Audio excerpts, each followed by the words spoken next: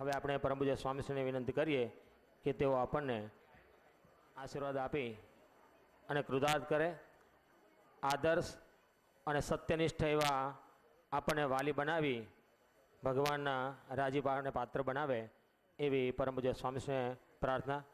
પરમ પૂજ્ય સ્વામીશ્રી.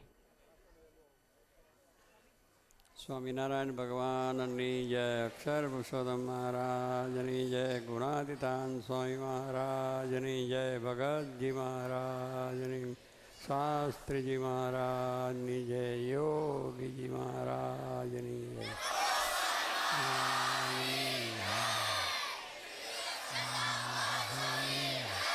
જય જય જય. બધાની પણ જય, બાળકોની જય, યુવકોની કસ્તીઓની જય. બધાએ આજે સંવાદ રજૂ કર્યો છે અને બધા જે સાંભળ્યા છે એની પણ જય, અને વાલીઓ એમના જે આવ્યા છે એમની પણ જય. કારણ કે વાલીઓ આ રીતે આવે તો એમને પણ થાય કે આ બરાબર થાય છે, સારું થાય છે. બાળકોને આપણે યુવકોને મોકલીએ છીએ તે સારા સંસ્કાર કરે છે ને સારી એની ભાવના છે, તો એ વસ્તુ છે.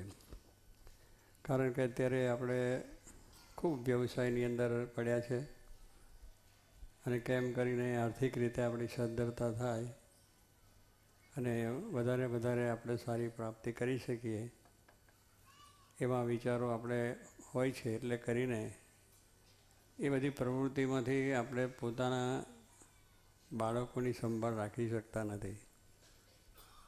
રાખો છો ખવડાવો પીવડાને બીજીથી, પણ એ છોકરાના જે સંસ્કાર મળવા જોઈએ, બાળપણથી જ એને સંસ્કાર મળવા જોઈએ. આપણે જ્યારે મોટો થઈને પ્રભુ ભજે એ આશા ન રાખવી, પછી કેટલાય એને અંતરે આવ્યા. અને આજ તો તમે જુઓ છો કેટલું બધું આકર્ષણ ટીવી ને બીજું ને ત્રીજું વિડીયો કેસેટો, અશ્લીલ અશ્લીલ અશ્લીલ છાપામાં જોવે છે ને એવા અશ્લીલ પુસ્તકો પણ જોઈએ. છોકરો એ નાનપણમાંથી એમાં પડી જાય તો પછી એ છોકરાની કોઈ વેલ્યુ જ ન રહે કે એ સારો છોકરો એ ખરાબ થઈ જાય. અને પણ જો એ આવા મંડળમાં આવે, સત્સંગમાં આવે તો ખરાબ હોય તો સારો થઈ જાય. કારણ કે સત્સંગનો એ પ્રતાપ છે. અને ઘણા આગળના આખ્યાનો પણ તો જો કે વાલ્મિક રામાયણ જેને આપી છે વાલ્મિકજીએ, એ વાલીઓ ભીલ હતા, લૂંટવાના હતા, ચોરી કરતા, હેરાન કરતા, બધું એવી રીતે જ એનું કાર્ય હતું.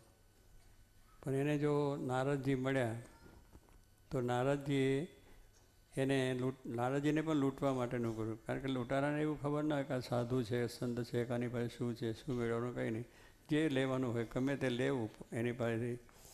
એટલે એ છે અમારા અમે જ્યારે પરદેશમાં ગયા ત્યારે અમેરિકાની કેનેડાની બોર્ડર છે, એટલે ત્યાં બધું ચેકિંગ થાય.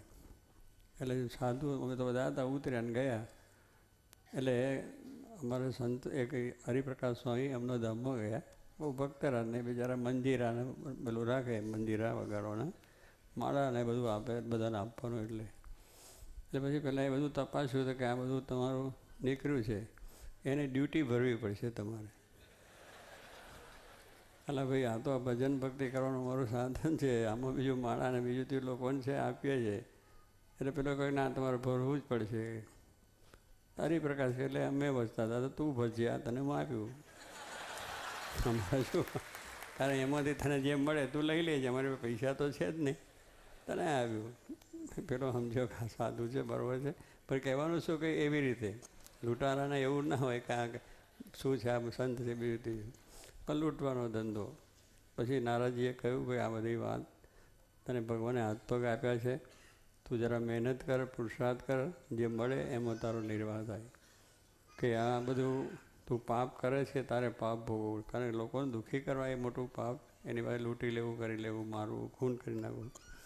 પછી કે પણ મારા બહેરા છોકરા છે એને મારે પાલવવા પડે ને, પૈસા ક્યાંથી લાવું, તો આ રીતે લાવું. પણ એ રીતે હોય જ, બાલપાલન પારવું હોય તો તારે મહેનત કર, નોકરી કર, ધંધો કર.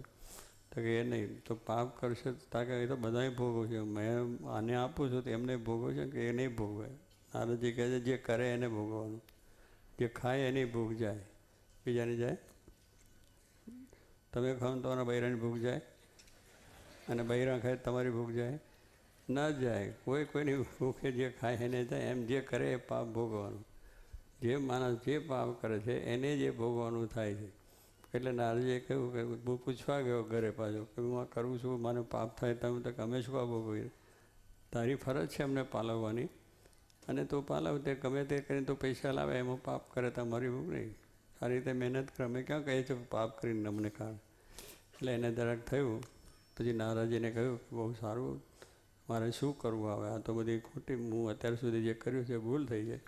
નારદજી કહે છે જો તું ભગવાનનું નામ લેજે દરરોજ, હવે આમ પાપ મૂકી દે, મારવાની લૂંટવાની બધી વાત, અને રામ રામ કરજે. એને બિચારા બોલતાય ના આવડે, કોઈ દર બોલ્યો જ ના એટલે મરા કરે. અવરો અક્ષર થઈ જાય ને, મરા. રામ રામ રામ રામ કરો એટલે મરા થઈ જાય. પણ એ રીતે તું ભજજે, તને જેમ ફાવે એમ તું ભજે, પણ રામનું નામ આવશે આમ બોલ કે આમ બોલ, રામ તો નહીં. એ કર્યું ને એમાંથી માલવિકજી થઈ ગયા. જો સંતના સમાગમે સંસ્કાર ઉદય થયા, અને જે લૂંટારો હતો એ સારો બની ગયો. એટલે કહેવાનું શું કે આપણે પણ આપણા શાસ્ત્રો અને આપણા ઋષિમુનિઓ જે થઈ ગયા, અવતારો થઈ ગયા, ભગવાન સ્વામિનારાયણ થયા, સંતો થયા, એમને પહેલી જ વાત એક જ આવે છે કે આપણે સંસ્કારી બનવું. સંસ્કારી સમાજ ઊભો જોગી મહારાજે એટલા માટે જ આ વાત કરી કે બાળકો, કિશોરો, યુવકો અને એ પ્રમાણે સત્સંગીઓ, ભાઈ એ બધાને એક સંસ્કાર કેમ મળે, અને એ સંસ્કાર નાનપણથી જ કેમ મળે? જોગી બાપાની એ આજ્ઞા કે સમાજ જો આખો કરવો હોય તો નાનપણથી જ એને એવા સંસ્કાર મળવા જોઈએ કે જૂઠું ના કરે, ચોરી ના કરે, કંઈ પણ જાતનું ખરાબ ના કરે, વ્યસન ના કરે. એ પહેલેથી જ એને સમજાય કે આ ના છવાય, આ વસ્તુ ન બને.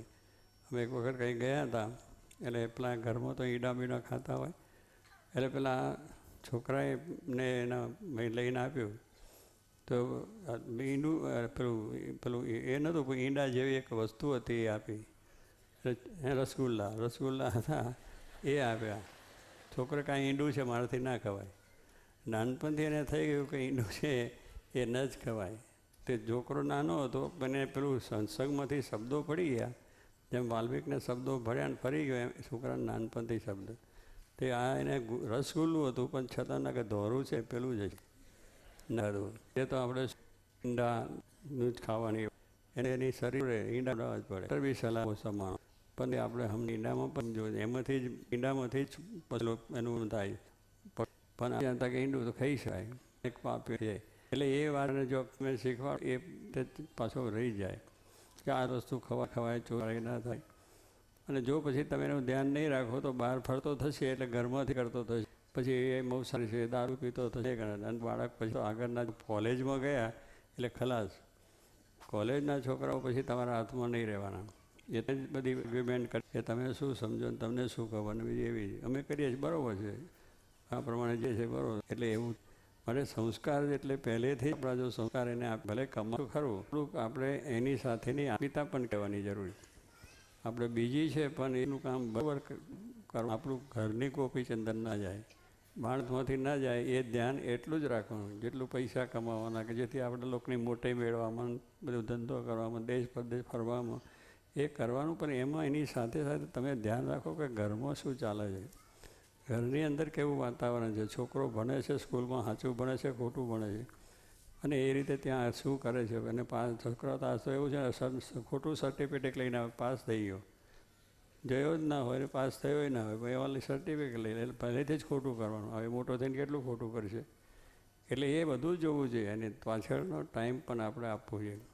આખું જેમ આપણે ખાવા પીવાનો, ધંધા રોજગારનો ટાઈમ છે, એવો ભજન ભક્તિનો ટાઈમ રાખવો, મંદિરનો ટાઈમ રાખવો, અને છોકરાઓની સાથે બેસી એને વાતો કરવી.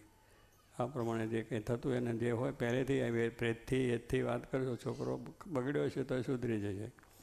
પણ એ ટાઈમ લેવાની જરૂર. પણ આજે ટાઈમ ના લેવાનો પછી કે અમારા છોકરા બગડી ગયા, અને બગડી ગયા પછી આવે કે સ્વામી આવાને સુધારો, પણ બગડ્યો છે ને પછી સુધારવા મારી પહેલેથી મોકલ્યો તો પહેલે સુધારો. તમે નાનપણથી અમારી પાસે મોકલ્યો તો આ જો નાનપણથી છે સુધર્યા છે, સુધરી જવાના છે.